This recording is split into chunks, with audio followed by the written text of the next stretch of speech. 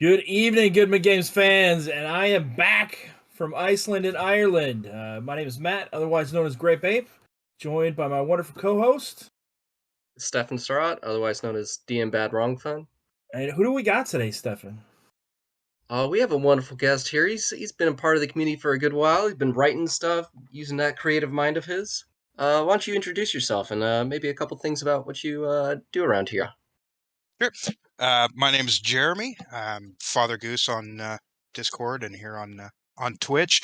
Last year I put out the Corvaxian Codex, and right now I am funding the sequel on Kickstarter, which the link just went up for that. You can check it out if you'd like. Mhm.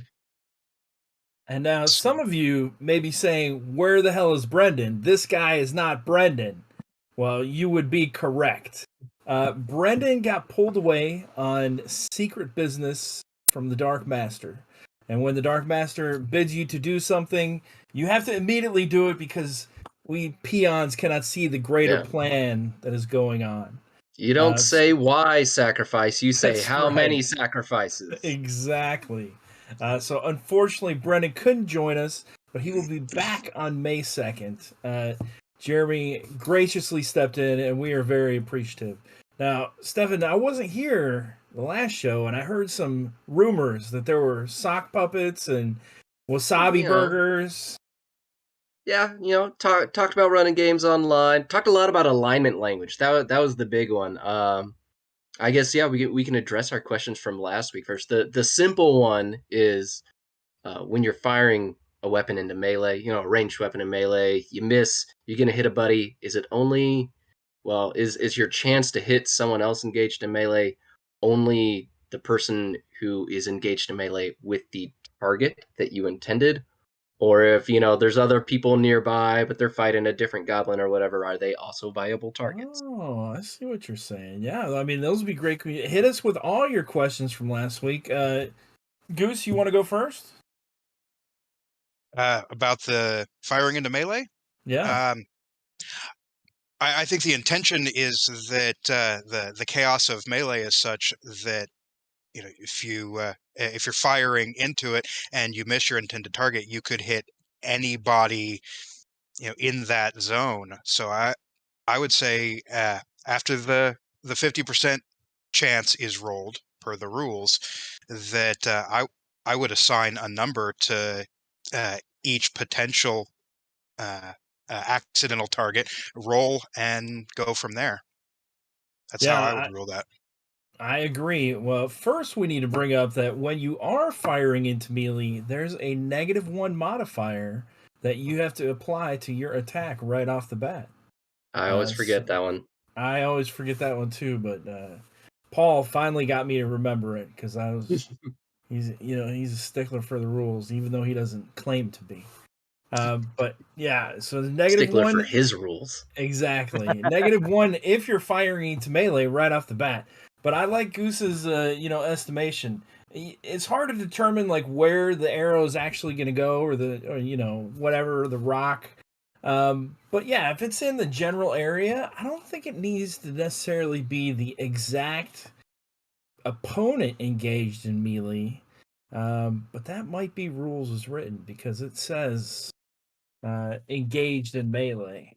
But I like assigning a number as well. What did you and Wasabi decide on that?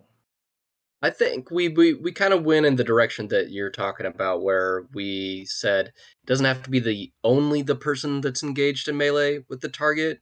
It can be other people as well, as long as they're around. But if they're close enough, sometimes you're playing tactically, and that doesn't make sense because they're spread out, or it makes sense because they're all kind of in a line. But I think rules as written, it's supposed to be just the person who's engaged in melee with the intended target. But there's a little wiggle room in there. I guess the caveat I would have is as soon as someone asked, well, isn't the percentage for the person engaged in melee higher than somebody 10 feet back? I'd be like, oh no, too much to figure out. Scrap it. It's only the person engaged in melee. There's also the consideration that, say I'm firing into melee and, Stefan is fighting the goblin I'm trying to shoot at. And Matt is also fighting the goblin that I'm trying to shoot at, but another goblin is attacking Matt. There's 4 individuals in that one tight melee. So even though my target was goblin number 1, Stefan, Matt, and goblin number 2 are all right there in that same cluster. See? Mm-hmm. Yeah. And clarified it in the chat, but yeah, it's 50% chance to possibly hit an ally again, and then you have to roll a roll to hit again. But just being clear. Any other questions from last week, Stefan? Well, we had some about like, hey, do you do anything different when you're like running in person versus on a stream? And some that are kind of about house ruling. But the other big one that there's not really an answer to at all in the rule book was, what are alignment languages and how should they be used in your game? I'll take this one first. I don't use alignment languages at all. As a matter of fact, when somebody rolls an alignment language, I ask them to re-roll to get a different language. I mean, I've heard of instances where if you're coming upon a group, and I guess it would mostly be with like humans or a creature that maybe you've never encountered or heard of before, if you speak in your alignment language and they're able to understand you, you know that they're kind of in the right realm of possibility to be your friends or whatnot. Goose, what do you think about that one? For the longest time, I didn't like alignment languages at all and never used them. But I've tried to embrace everything that's in the core rulebook since I started playing DCC.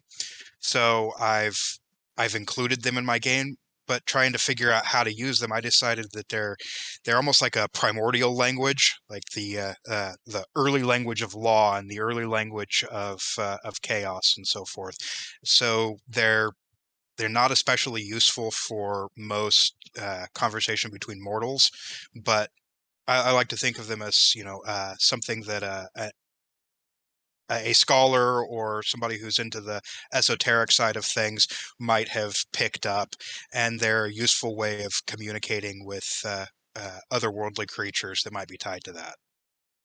So I'll change the question a little bit in something that I think could be quickly addressed in almost a yes or a no. When you're if you look at the language chart in the back of the book, it goes alignment language, law, neutral, chaos. I mean, maybe I have the order a little bit wrong, but if you roll specifically alignment language, do you think that character's language that they learn should change if their alignment later changes? Because otherwise, why have my thing is, why have the difference of having alignment language, then law and chaos, and in there as well. And I also referred back to an Appendix N story, one of the Witch World stories, where someone they speak law, then they change to the chaos side, they no longer speak law. That is very interesting. Kind of like a magical knowledge, and maybe coming from the planets or some kind of a phlogiston emission from the universe itself, where reflective by your language, you automatically understand that kind of speech. Yeah, it's not a skill that you have; it's Yeah, an innate talent. That was my kind of argument that I made it part of it. I had never thought of that. My answer would be no. Alignment languages, no. All right. It's a cool idea, and it works from a certain perspective. Obviously, it doesn't work if you don't use alignment languages like Matt, and it doesn't work with the interpretation that I've kind of settled on, at least for now. So for me, I would say no, because I'd have to change how I use alignment languages when they come up. But it's definitely something that I'm going to ponder. I might change my my position on alignment languages down the road. Have you figured out a way how to use them yet, Jeremy? Well, like I said, I use them more like primordial languages, like the languages that existed before anything else. So your you have an infernal language and you have a celestial language and things like that, which is great. But what if you wanted to have more of the D&D split between demons and devils? Well, they wouldn't necessarily all speak the infernal language, or maybe they would, but some of them being lawfully aligned would speak the language of law as well, and those being chaotic aligned would speak chaos. So I think it works well for me, at least, to use them kind of like that as a primordial base language that that creatures that are immortal or otherworldly know those languages inherently, and mortals could know them, since it's not an automatic. I mean, early D&D, it was an automatic. You had your alignment language. But with DCC, you may or may not have the alignment language, which is the reason that I went with that approach.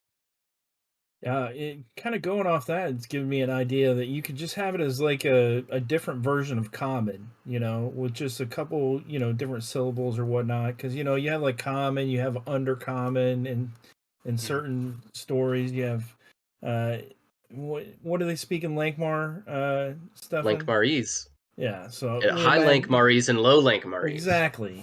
So those languages probably aren't that different, but there's certain distinctions that signify the difference between the upper and lower class, essentially.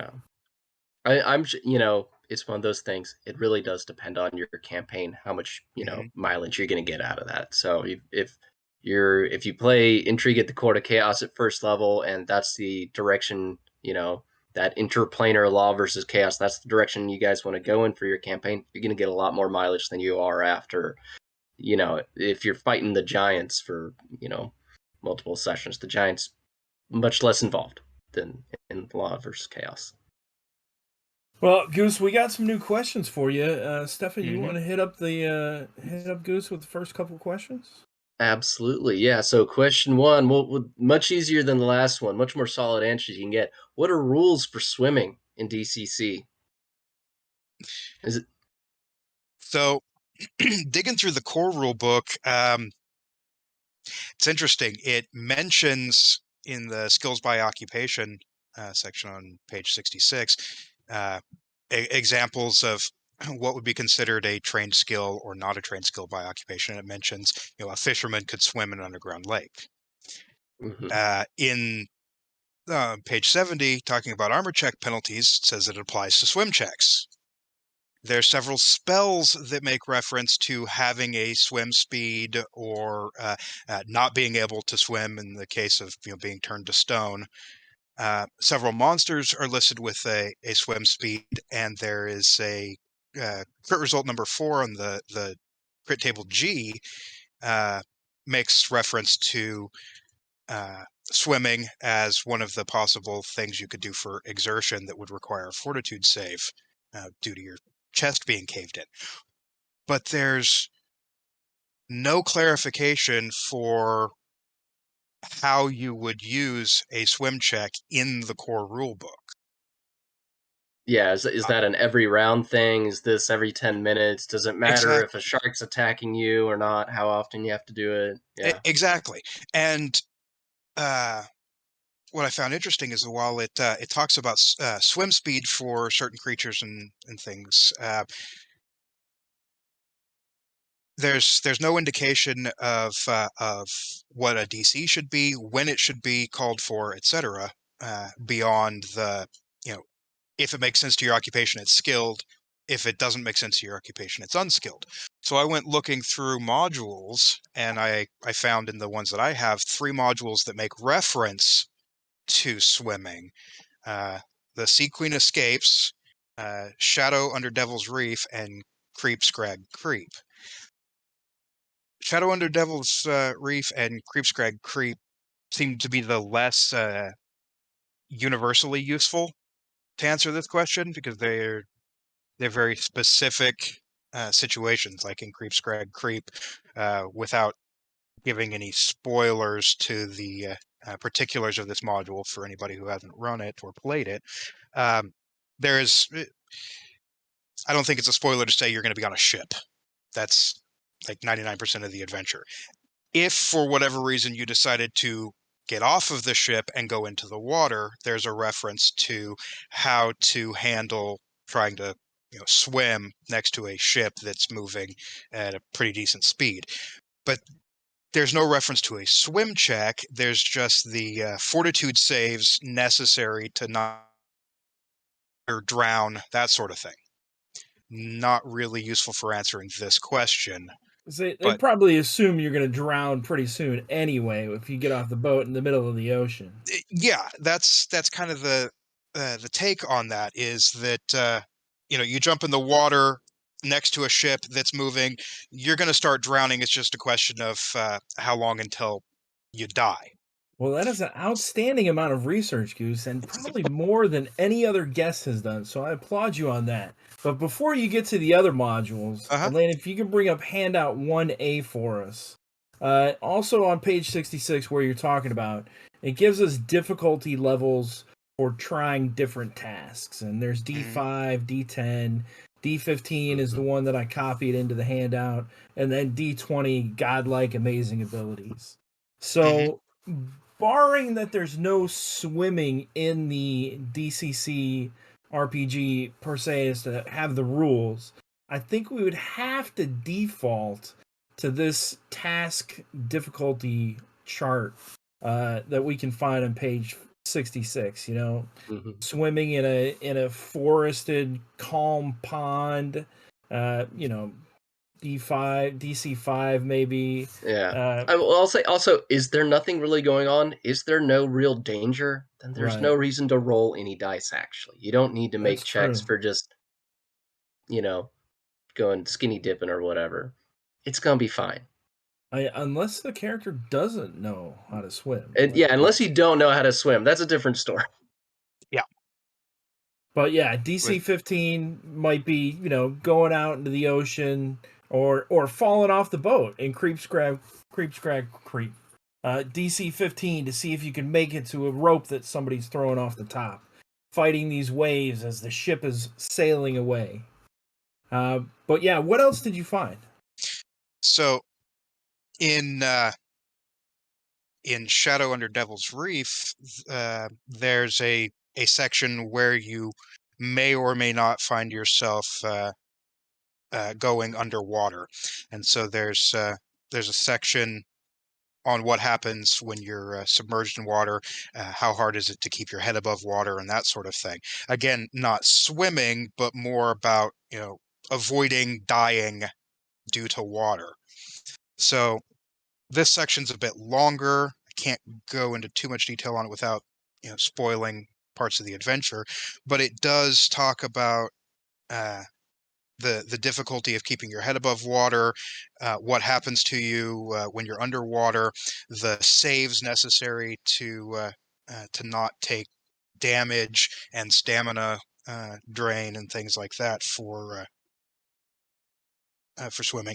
And it does make mention again of the speed, which this is the first time outside of the core rulebook that I see it, that unless you have some kind of special ability that gives you a swim speed, that you move at half of your normal land speed, further modified by your armor.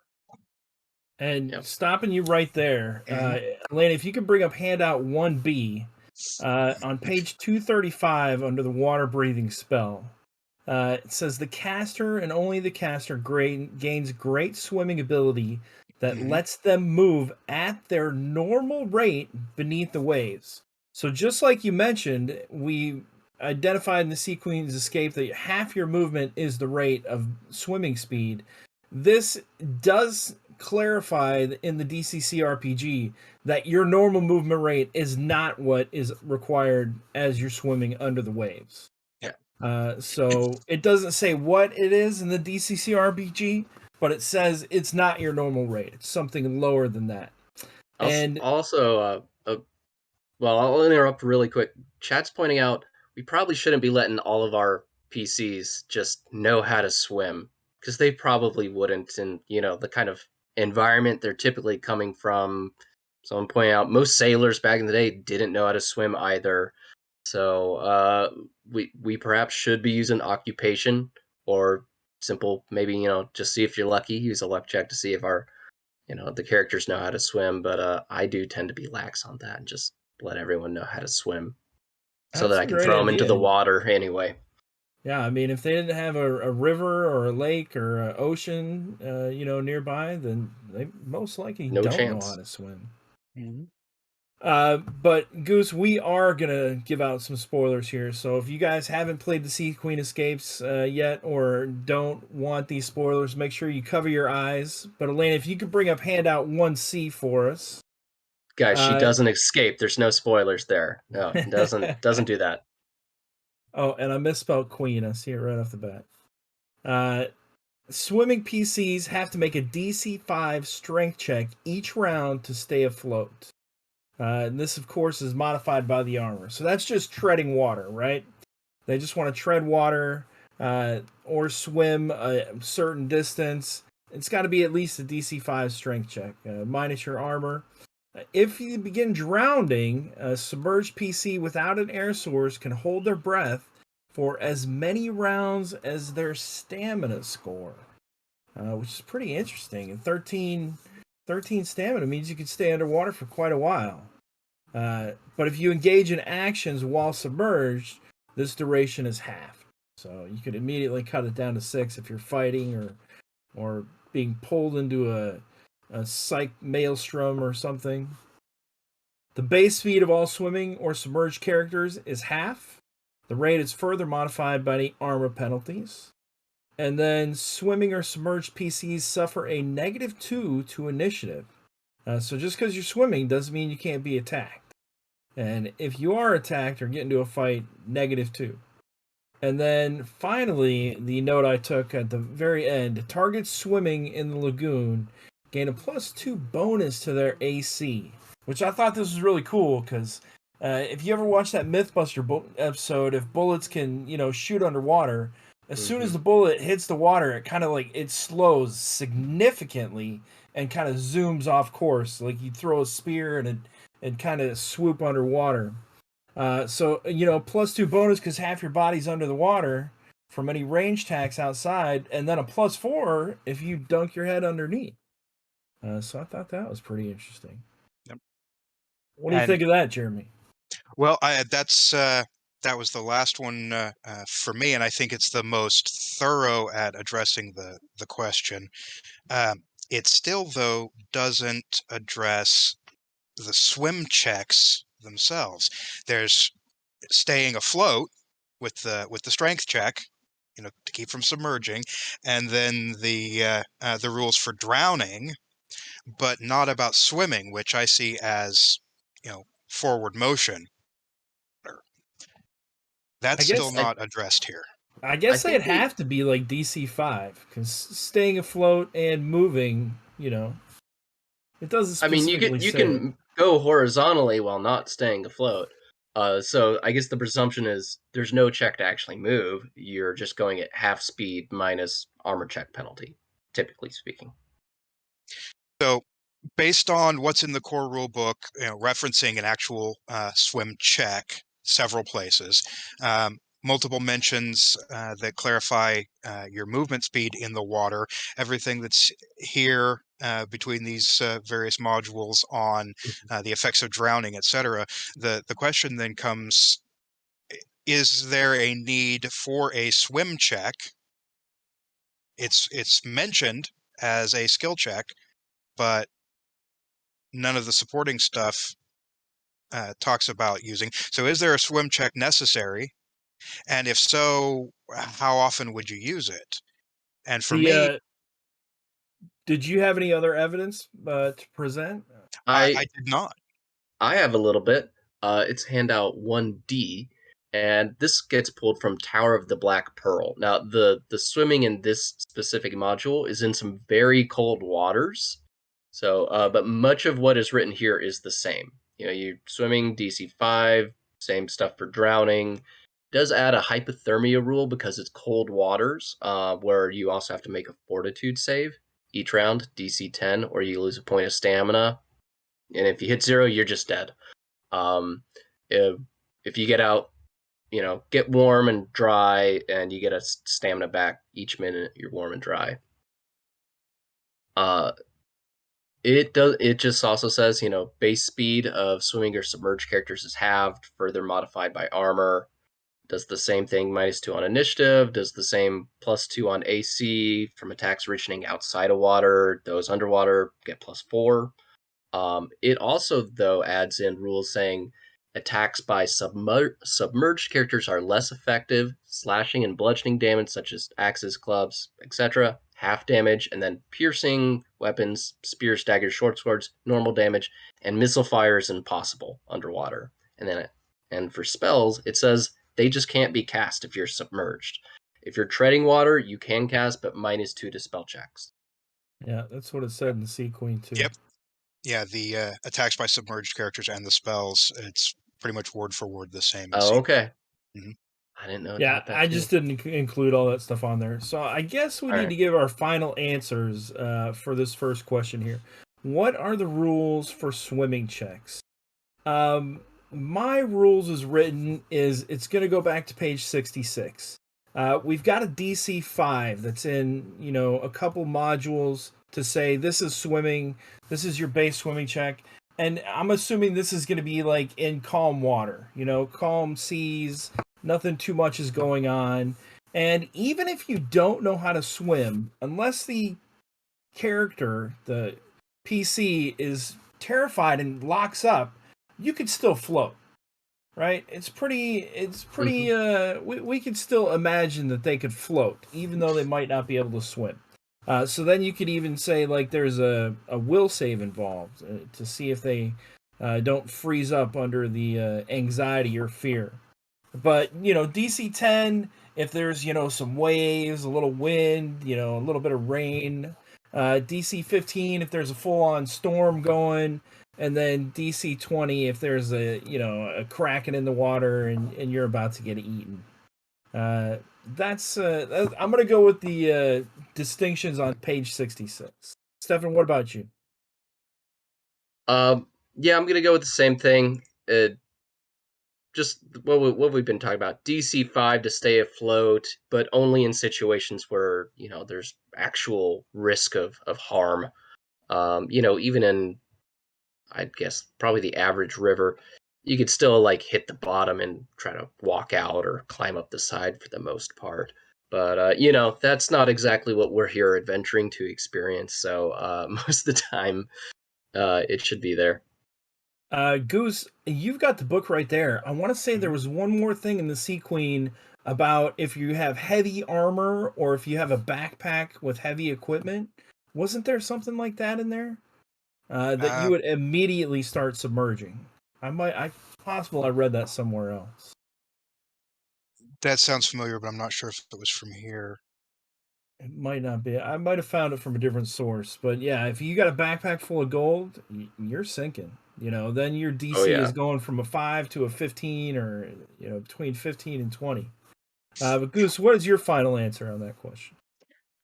I think for the most part, defaulting to what's in the Sea Queen is what I would use for times when it matters to track whether somebody's drowning or not.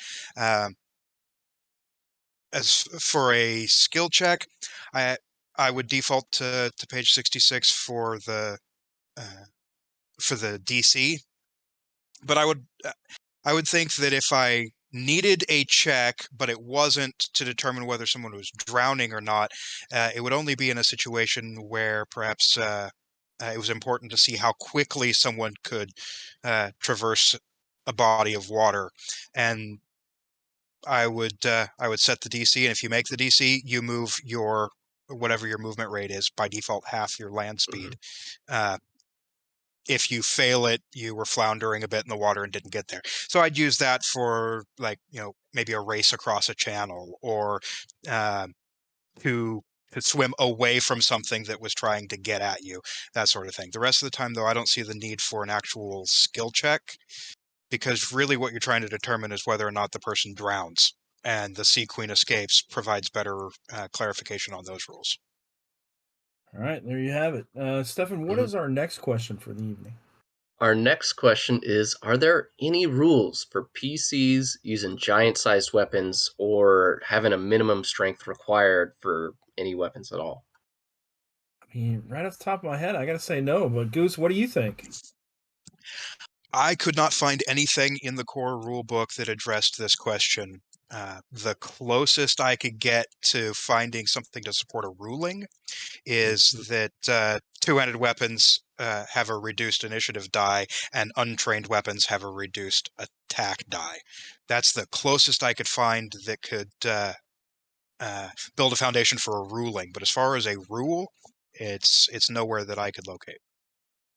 I have to agree with him on this one, Stefan. I searched as well, and I didn't find any rules for great weapons. I mean, we have two-handed weapons in there, Mm-hmm. but there's not really any kind of rules for them. They do more damage, lower initiative. You got to swing with two hands, but I think we're talking about like giant size, like strength requirement weapons. Is Yeah, that the thing correct? that's a two-handed weapon for the giant, or maybe just a one-handed weapon. But yeah, can a PC use that? Whatever the battle axe that's as big as a man. Well, we've got one handout here. Lane, if you could bring up handout 2A, please. On page 414, it talks about attacks with staggering blows, and as such, routinely cause incredible amounts of damage. In game terms, giants attack with a D24 die, as noted below. They cause Mm-hmm. critical hits on any natural attack of 20 to 24 that also exceeds the AC. Giants have their own special crit table, as noted previously. That means that most Giants will routinely score critical hits about 1 out of every 5 attacks. They are fearsome opponents, so it goes to figure that their weapons would be fearsome weapons, Oh yeah. perhaps hitting on a 20 or 24. Do you have any evidence to present to us, Stefan? I do. It's handout 2B, and I got info from two different places. From uh, beneath the well of brass and beyond the black gate. But only the second printing. Um, and beneath the well of brass. Now that's a funnel, so it says basically you need a strength of 17 or greater to hold these scimitars that are for these giants, and it says that they do 2d5 instead of most of our normal. I think all the normal weapons in the core rulebook do 1d something. And then if you look in beyond the black gate, it says that's a 5th level adventure, so you have a little bit different context depending on what you're needing for your game. Basically, there, if you got strength 16 plus, you're good to go. No penalty. You can use these giant size weapons. If you have a 12 to 15, you're at -1 on the die chain, and if you're at 11 or lower, you just can't do it. I want I to say didn't. I want to Just say one there was a last thing to. module that I recently played that had a strength weapon requirement, and I went looking for it. And I thought it was maybe Temple Siege, or what was the other one I checked? I checked a couple of them, but I could not find it. But you had one more source. No, I was just gonna add. I think I didn't put it in the handout, but in Beyond the Black Gate, if you look at the different giant weapons in there and take their how much damage they do at face value, a giant's great axe or battle axe is gonna do either 1 or 2 dice more on the die chain than a normal great axe would in the equipment list. And same for just if you look at what their club is, it might call it a spiked club or a regular club, but they have that requirement and they do a little bit more damage. Goose, what's your opinion on that? Oh, the stuff that you presented first about giants, uh, I think part of that is the size of their weapon, but also partly because they themselves are giants. And This is true, but Well, if we had they're Conan, generally for example, Conan's not a regular human. sure, they're also getting a 2d5 plus X bonus because they're these big old mhm, guys. So yeah. So part of the special stuff about giants and how they crit, all of that is certainly a function of the fact that their weapon is probably larger than you are, but also because they are significantly larger than you are, and can use that to their advantage, similar to how you get a bonus if you attack from the high ground or if you attack from horseback. Sometimes being bigger than the other guy gives you a certain advantage. I think the more interesting for this question bits of evidence were from those two modules, specifically talking about the weapons, because the question is about weapons, and that addressed it with strength requirements, with special rules for using giant-sized weapons. It seems pretty clear how all of that would work from the example of those two modules. And there's definitely, bigger creatures out there. So bigger creatures need bigger weapons. So even though the DCC RPG doesn't have anything listed for these giant-sized weapons, they are out there. They got to populate the world because these big old creatures need to swing something. So, I mean, I think we can answer this one pretty quickly. Are there any rules for PCs using giant-sized weapons or minimum strength required weapons? No, not in the DCC RPG, but there are some modules out there where you could find that information. Stefan, what do you think? Yeah, generally you're going to need a strength of 16 or 17 to be able to effectively wield them. And, I would go with the Beyond the Black Gate rules if I had to choose just one, because they're a little bit more thorough. So 12 to 15, you're going to be using a D16 instead of a D20, and 11 or less, and you just can't do it. Go do something else with your life. Hold something smaller. All right, Goose, what is your rules as written final answer? Same as Stefan's, but I would also stress that they should be considered two-handed weapons, and they should be considered untrained. So you should be dropping a die for your attack and for your initiative when using giant-sized weapons. That's a good point. All right. Well, there you have it. We're going to jump into our third question. Elaine, if you could bring up question 3, please. How should judges adjudicate the clerical ability of calling for divine aid? Is it always a pass or fail result? So is it always yes or no? Is there any wiggle room in there? Goose, what are your thoughts on that? Well, according to page 31, the judge describes the results based on the spell check. That seems to give some wiggle room. But then on page 357, it says, unlike spells, there is no slide scale of effects. The request is either granted or not. And let's bring up the handout since you brought them up. We have a handout saying exactly that. Elaine, if you could bring up handout 3A. As a devout worshiper, a cleric is entitled to beseech their deity for divine aid. Beneficent followers are already rewarded with spells and the ability to turn the unholy. So it must be recognized that the requesting direct intervention is an extraordinary act. So I didn't have the part where you talked about there was a little wiggle room in there. But this is a major deal. If you're requesting divine aid, Stefan, it's in last resort situations. Oh, yeah. It is all or nothing, if you're calling upon Danethar to bring down this cavern in the mountain, or whoever it is, he's either going to do it or he won't. However, I will say you don't have to just be like, get lost, cleric player. Your disapproval is going up and you get nothing. I was running a game where it was a pretty similar situation, and you were in that game, Matt. You asked, oh, Shoal, bring down this cavern so that we may defeat, the big bad in this thing that seems very undefeatable. And you had a pretty pitiful roll. But Shoal did not collapse the cavern, but I did, as Shoal, say, you have this power within you. You found some cool items earlier that you are not using in the optimal way that is described in the text of this module. Go punch that thing and you can bring down the cavern yourself. So that's what I would do, because otherwise you're going to have a pretty sad cleric player who's getting plus 10 disapproval for a whole lot of nothing. That is true. It does cost, but it does say that it's an extraordinary act. Well, Shoal didn't do anything. Shoal said, I help those who help themselves. That's true.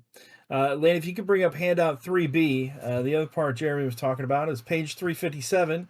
Unlike spells, there is no sliding scale of effects. The request is either granted or not. So that seems pretty definitive right there in the DCC RPG.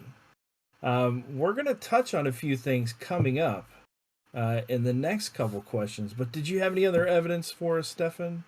Nothing more for this. All right, Goose, any other thoughts on this one? No, I think as far as rules as written is concerned, it's pretty clear. Now, a judge's ruling is another matter. I agree. There is that little part in there that says the judge will determine how this comes out. But right here, pretty definitively, it says it is always a pass or fail result.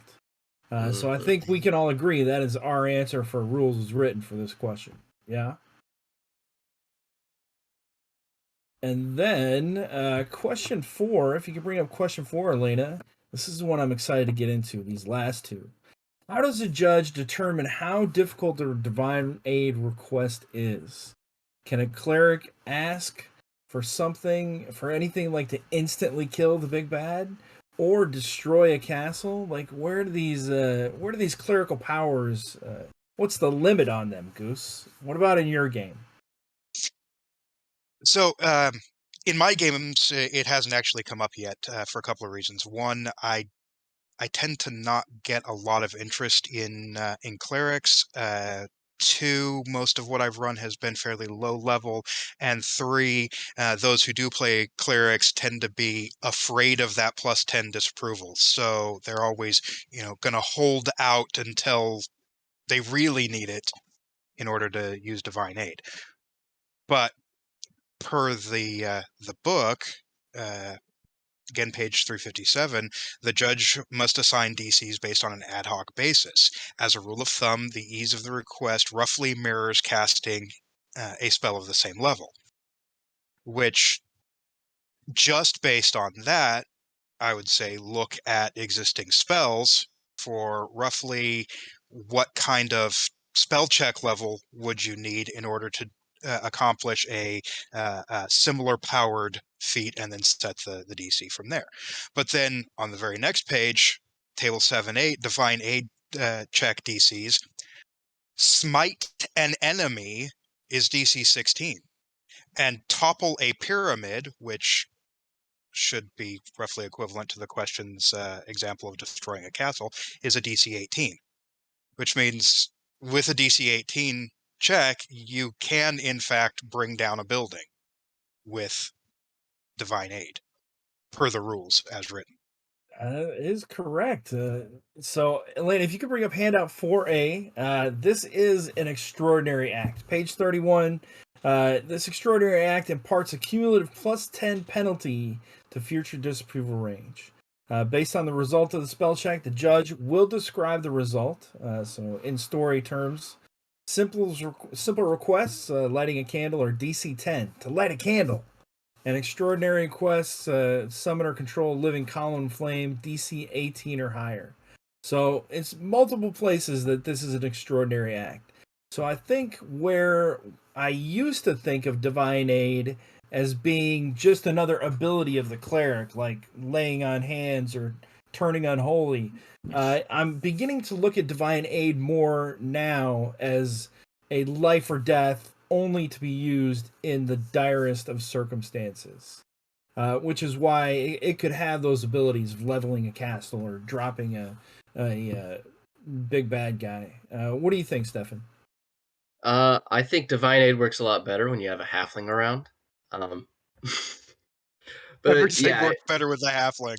yeah, that pretty across the board. Yeah, it's generally a last chance thing. There's by the rules, there's no penalty for just doing that every day though. So unless you just roll low and are gonna get disapproval anyway. But theoretically, you can ask for something pretty big every single day. I would tend But to argue against that. by the just mechanical rules, but by the theme of how the game treats gods and patrons and all that kind of thing, you probably shouldn't. I think mechanically, by the rules, you can't. And I'm going to tell you why in our next question. But before we get Okay. to that, I think we're on the same page here, Matt. Elena, if you could bring up handout 4B for us.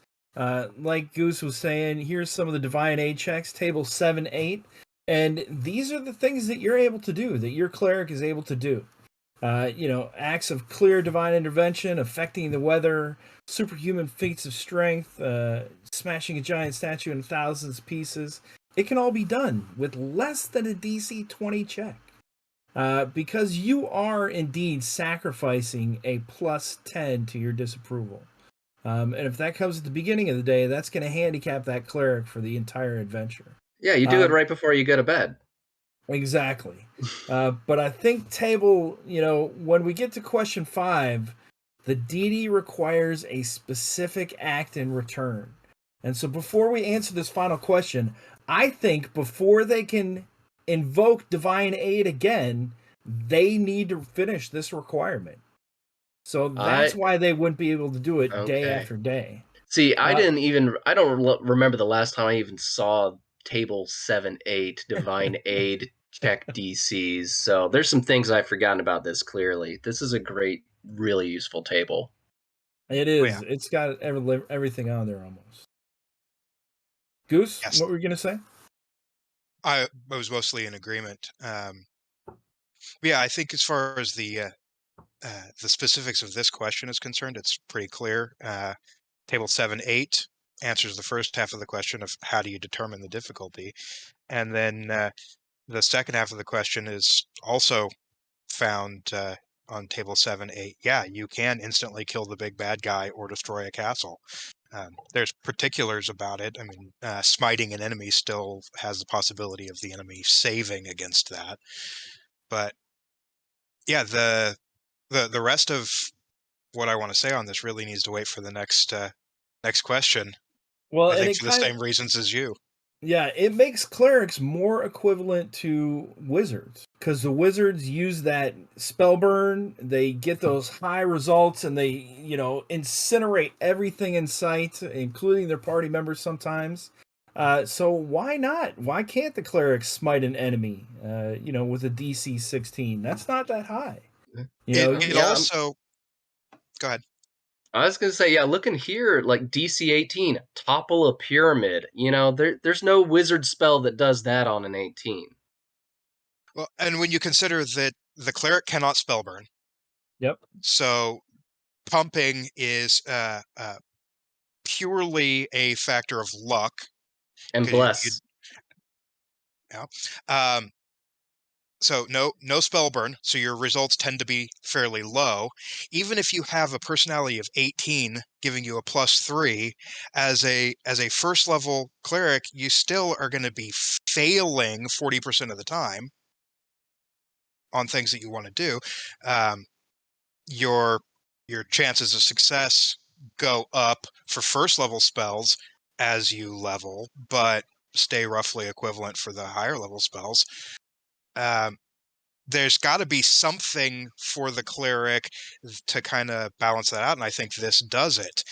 Yeah, your disapproval goes way up. Yeah, you have to do something special in the service of your deity in exchange for this power, but you can bring down a city with an 18. Yeah, well, I just thought of something even better too, how it can contribute to the role playing of the game too. So usually we have these requests, like the cleric will say, "I want to do this. I want to, kill the big bad guy." Okay, roll divine aid check. So before all the clerics out there should not say what their intentions are. They should roll divine aid first. They say, "Judge, I want to roll divine aid to see if I can get something to happen." Wait for the result and then determine the effect. Let's say you want to, smite the enemy, but all you can do is lift a little pebble in front of his face to try to distract him. Those are hilarious role playing moments. So that's kind of similar to what Fantasy Age, well, anything from the age system from Green Ronin does, where the cool special stuff is dependent on what you get from a die roll. So if you get the right kind of a die roll, then you reverse engineer what cool thing you did. I think Similar so. kind of approach.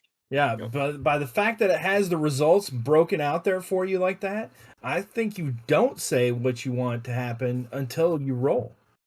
Because who would ever want to lift a feather? That's dumb. I would never take 10 disapproval to Yeah. lift a feather.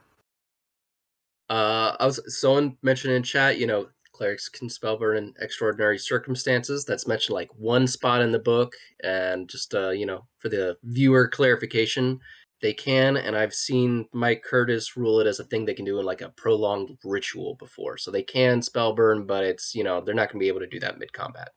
That is true. I would even go so far as if they if they sanctified the ground with like holy sanctuary or something like that, or they were building a temple, maybe even then the gods might look favorably upon them. But Well, we're running out of time here. Yeah. Let's get our final answers for question 4. How does a judge determine how difficult divine aid request is? Stefan, what is your final answer on that one? Well, they got to use that table that I didn't remember about for like most of the past several years running DCC. I 100% agree. Table 7-8 is your Mhm. divine aid check DC. It's all listed right there. And the cleric should determine after the result what they want as an effect.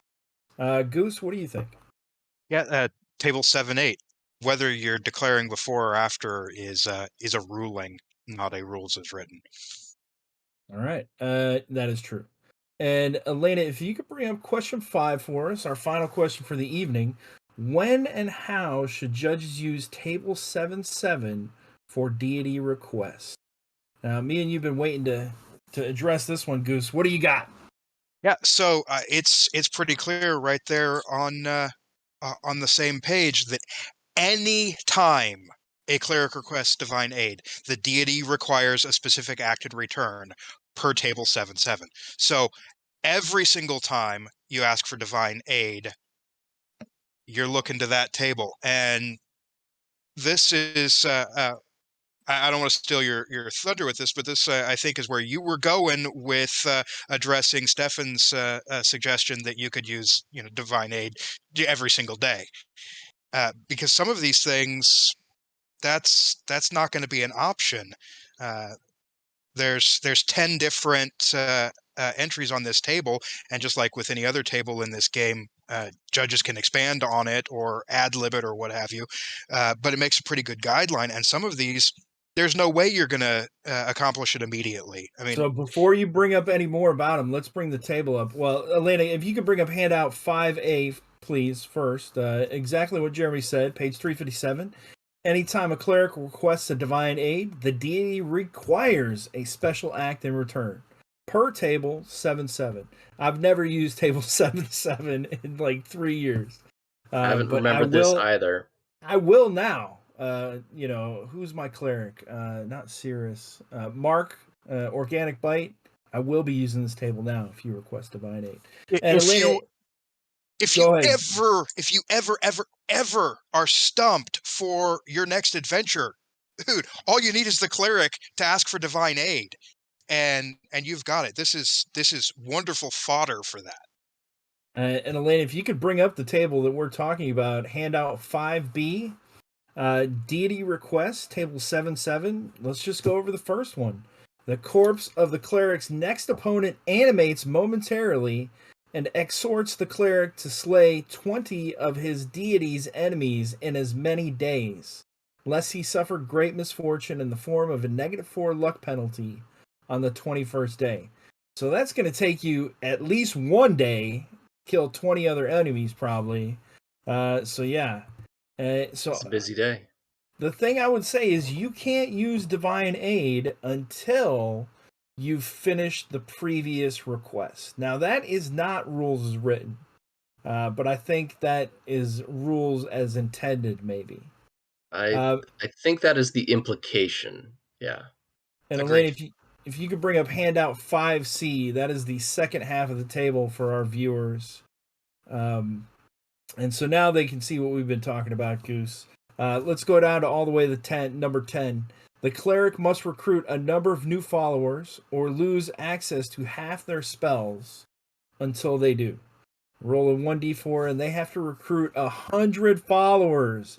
Do you know how long it takes to get one follower? If you roll a 2, 7 followers. 3, 1 per caster level, or another gaining, or upon gaining each new level. And 4 is 1 follower, but they must be persuaded to abandon worship of an opposing god. I mean, these are some pretty tall tasks. I mean, on that first one, you just got to get some like mass baptisms going, promise people like, a hot meal, do that in the poor streets of Punjar, and you're going to get your 100 in no time. Yeah, maybe not. I mean, somebody Well, who says, "Oh yeah, I'm totally a follower," and then completely ignores it as soon as the you have meal to is do like over. 1,000 of them to really get the 100. Well, So, some of Mhm. these, some of these are pretty time consuming, though. I mean, number 6, an ongoing religious crusade in a neighboring duchy requires assistance. The cleric is called to lead an army of minor followers on their raids, for which he will be rewarded with the trappings of leadership. That's a series of adventures, a mini campaign, could be the entire campaign right there as a payback for the use of divine aid. Not So something you can divine aid before you go to bed and then wake up the next day ready to go with another shot of divine aid. yeah, that's I mean, exactly where I was going. So let's go back to our if question 4. if a judge is afraid of like rolling that and being like, "Oh no, what do I do?" You just look at that like collection of modules that you got from the Humble Bundle or whatever and go, "Hey, this is my chance to bust out Colossus Arise. This religious nonsense, that's because there's a headless 100-foot tall titan wandering the desert in that duchy. Of course, there's cultists for that." All right. So question 4, what is it going to cost? Can we do it over and over? We've already determined these extraordinary circumstances call for divine aid. And killing a big bad guy instantly like that, heart attack, you just knocked out a dragon, well, it's going to cost. And these requests, these deity requests are examples of that. And so that's to help it be prevent it from being abused. So you can't do it day after day, I don't think. Oh, Is my Wow. opinion. and Stefan, number 4 gives you a specific amount of time. Over the course of a week, this happens. One thing each day for 7 days. So it's not possible to speed that one up. All Nope. right. Well, we are getting close to time. So, when and how should judges use Table 7.7 for deity requests? Every time a cleric requests divine aid, Table 7.7 should be consulted. And you don't have to go exactly with what's said. You can create your own that are less time intensive, but it should be a cost. It should require a certain amount of time and effort. Stefan, what is your final answer? Same as you. I was very wrong earlier. I need to, get back to basics. Read the book more. All right. And Goose, what is your final answer on this question? Yeah, absolute agreement here, especially with the being able to make adjustments to the table. Time is a resource. If making it take a long time doesn't work for your group, impose a tax on a different resource. There you go. Uh, I wanted to cut out a couple minutes early because I want to talk about your Kickstarter a little bit. You are extremely close to your Kickstarter goal. And our Goodman Games family out there, Goose has got this Kickstarter going. I believe there's 7 days left. Uh, 7 or 8. There's only Yeah. 7 days left. We're in the Yeah. last week. It's a Yep. reasonable goal set at $2,000, and last check it was at 1550 ish. Elena, if Yep. we can post that link one more time. Uh, Goose, tell us a she, little bit about what is in the zine. What are we gonna get? because you said it was a sequel to Corvax and Codex, but it's Yes. also more than that. Yes. So Corvaxian Codex 2 is the sequel, which will expand on some of the stuff that's here, add in some new spells, new occupations, an entirely new patron, uh, a variant class for the Corvaxian. So what is And Corvaxian Codex 1? so the Corvaxian Codex is a zine dedicated to the Corvaxian, which is a new race that I created of shapeshifters that have kind of like human and raven type features. It's out of the zine. Instead of hair, they have feathers, but they otherwise kind of look human, and they can transform into a large raven creature. At higher levels, they can shapeshift into other scarier looking things that also continue on with the raven theme. But this gives a little bit of background on what the race is, where they come from, what they can do, their occupations, all the stuff that you need to make a Corvaxian character, as well as some spells that they gain at higher levels. Corvaxian Codex 2 will expand on that, give more of the background, some more options for character creation, 6 new spells, new patron, some new monsters for the Frozen North where the Corvaxian are found, and then along with that, as a second bonus zine in the current Kickstarter, is a new adventure that's centered around the Corvaxian. So you can run it as a 0-level funnel for Corvaxian characters, or you can run it as a first-level adventure for non-Corvaxian characters who will encounter the Corvaxian for the first time. Kind of similar to what Daniel Bishop did with his Goblin adventure, if you're familiar with that one. And I'll say I've read through it and gave some like feedback on that one, and on both of them, the things that are on the Kickstarter right now. And the adventure, it is a really ambitious adventure because it's got overland travel, it's got RP, it has a little dungeon crawl in there, and then it's got some new mass combat rules. So it's a whole lot packed into it. Yeah, in fact, Stefan has editor credits in the works, so his name will show up in there. If that's something that draws people, yeah, Stefan's listed as an editor. I will say about the adventure, yeah, it's a bit ambitious. I hope that I have pulled it off successfully. I've had good feedback from people. Matt got to play in an early version of it. I got his feedback, and he's listed as a play tester when Russell ran it. Got some really good feedback from that, made some adjustments that I feel made the adventure stronger. And I got to say, I mean, you get to encounter a full adult dragon at about the halfway point in a funnel. And then there's still more cool stuff that happens after that. So All right, well, we wish you the best of luck. Goodman Games family out there, go ahead and hit that Kickstarter link right now. Consider backing. Goose, we want to thank you for being a guest. It was an absolute pleasure having you on. Our next episode is going to be in 2 weeks' time on the 21st, where we are going to have legacy creator Sean Smith on here to answer every DCC legacy question that we have, and plus we're going to throw him a couple book questions as well. I think he's also going to talk a little bit about X-Crawl, because he just don't stop talking about that to me. Really? Mm-hmm. All right, might be. So we're going to have to leave a little bit of room with our questions so he can just talk, because I'm interested. Maybe we can find out a couple X-Crawl questions, Stefan. All right. Well, you guys have anything else to say? All good here. No. Yeah. All right. Thanks for joining us, everybody. We'll see you in 2 weeks. Oh, wait. Don't go anywhere. Elena, are we still on?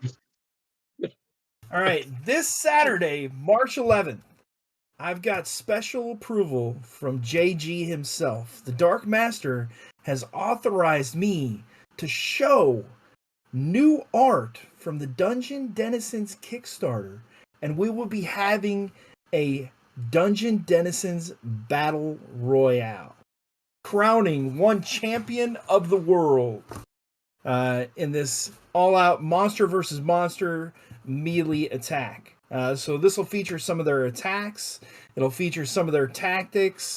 It'll definitely show how strong they are with new art.